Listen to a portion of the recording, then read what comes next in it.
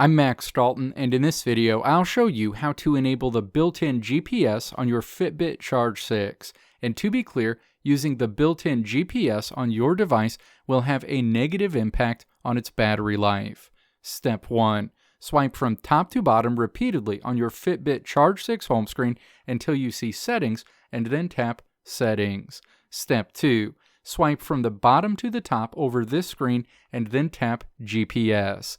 The GPS settings screen is displayed.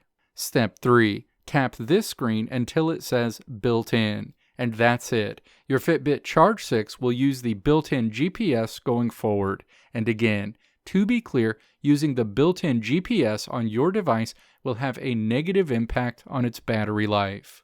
Let me know if this video helped you out in the comments below. If you liked what you saw here, click the video links on the right side of the screen to check out another video. Or click the logo on the left side of the screen to check out my tutorial website at www.maxdalton.how.